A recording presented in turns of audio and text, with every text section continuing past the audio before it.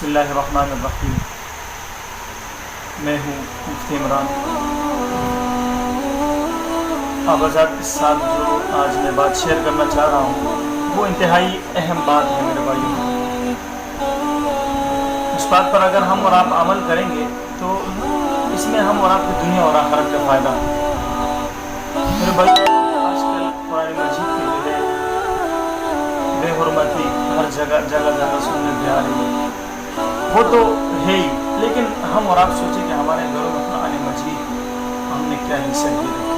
گھروں میں قرآن مجید کو ہم نے خوبصورت ڈبے بند کر دیا، وہ صرف اس لیے رکھے ہیں تاکہ اگر ہمارے گھر میں کوئی شادی بیاہ وغیرہ ہو تو اگر لڑکی کو لایا جائے اس کے سر پہ قرآن پڑھ دیا، صرف اس لیے ہم نے قرآن مجید کو قرآن مجید کو تلاوت کی میرے بھائیوں۔ اس کے لیے ہم اور آپ جو ہے ہم اور آپ کو سوچنا پڑے، قرآن مجید کی تلاوت کرنی پڑے۔ ایک واقعہ ہے، افریقہ میں ایک مولانا صاحب تھے، مسجد کے امام تھے۔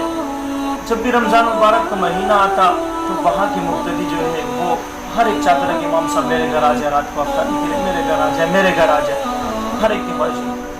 ایک میاں بیوی تھے گھر میں، انہوں نے سوچا کہ آج جو ہے ہم امام صاحب کو اپنے گھر بلائیں گے افطاری کے لیے۔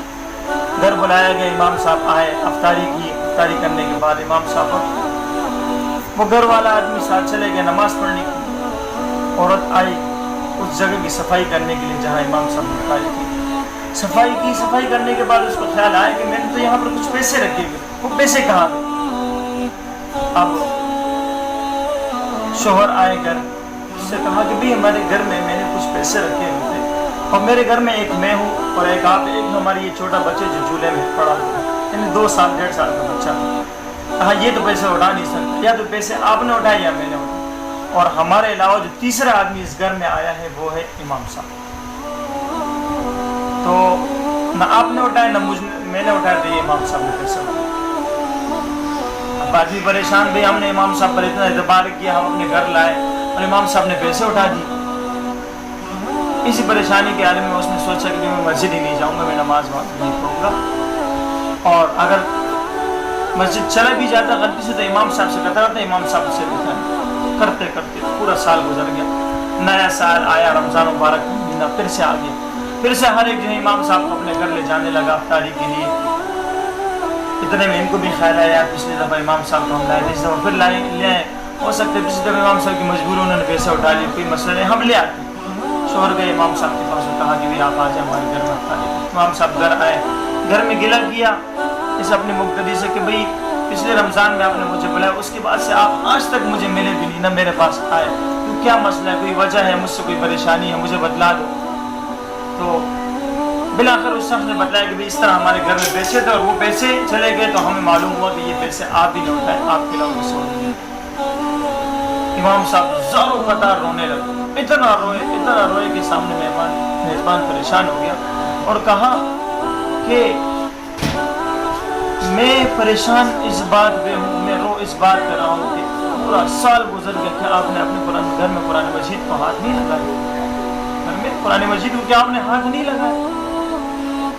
مجھے افسوس اس بات پہ نہیں کہ آپ نے مجھے چور کہا، آپ مجھے چور کہو، آپ مجھے مارو، گلیوں میں گھسیٹو، لیکن میں رونا مجھے اس بات پہ آ رہا ہے کہ آپ نے اب تک قرآن مجید کو ہاتھ نہیں لگایا۔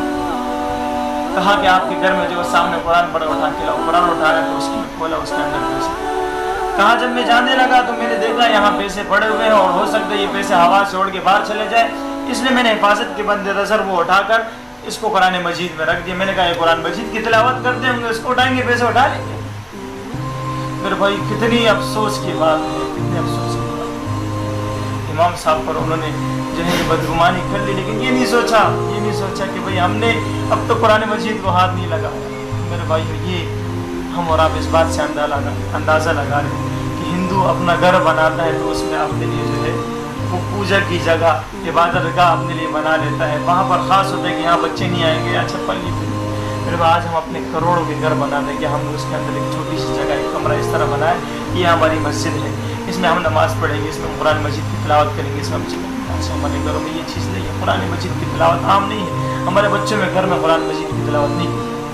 تو اسی لیے میرے بھائی قرآن مجید کی تلاوت کو عام کرو، اور اس میرے پیغام کو آگے زیادہ سے زیادہ شیئر کیا جائے، تاکہ یہ ایک عبرت آموز واقعہ ہم اور آپ کے لیے عبرت بن جائے کہ کتنی بڑی عبرت کی بات ہے کہ ہم اور آپ کے گھروں میں قرآن مجید ہے لیکن اس کی تلاوت نہیں۔ خدا را قرآن مجید کی تلاوت کو عام کرو اور میرے اس پیغام کو جو ہے زیادہ سے زیادہ شیئر کیا جائے۔ اللہ رب العزت ہم اور آپ میں سے ہر ایک کو